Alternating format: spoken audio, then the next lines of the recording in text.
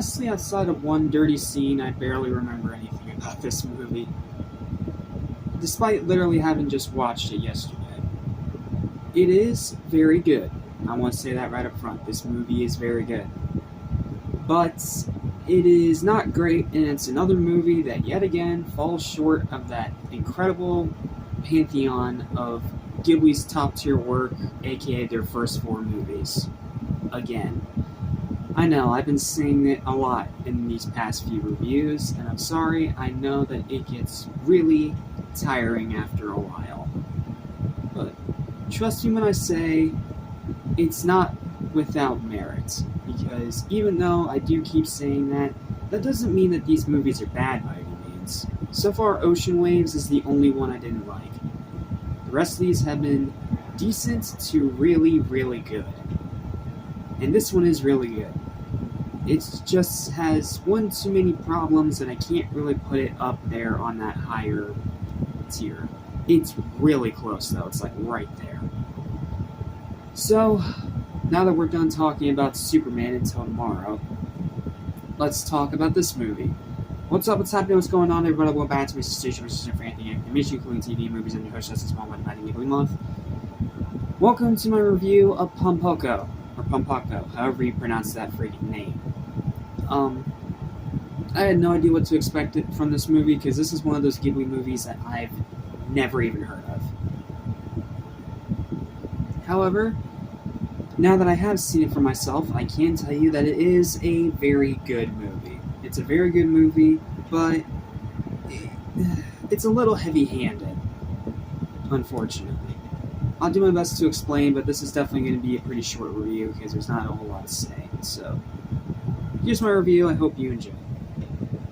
After the disappointment of Ocean Waves, I went into this one with lowered expectations, which I admit was probably unfair to this film, but that last one was such a bore that it had me worried.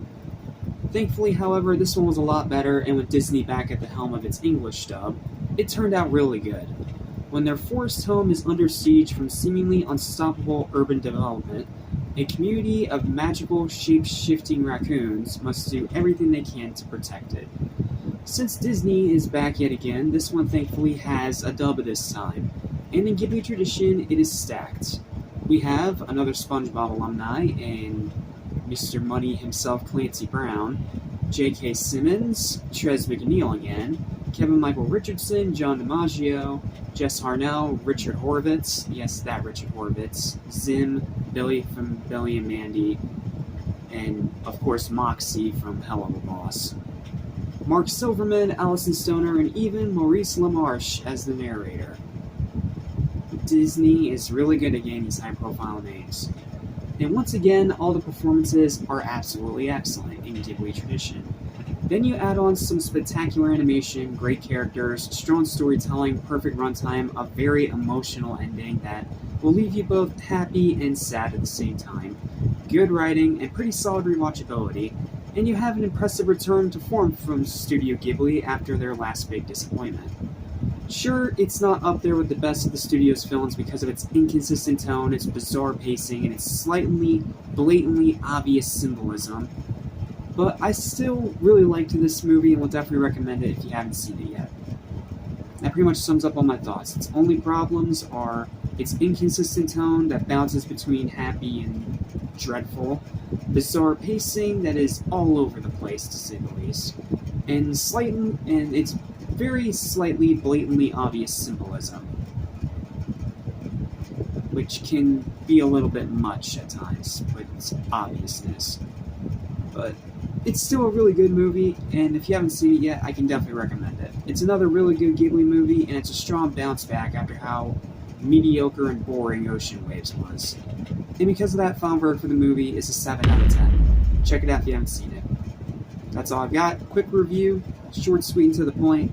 See you next time for Whisper of the Heart.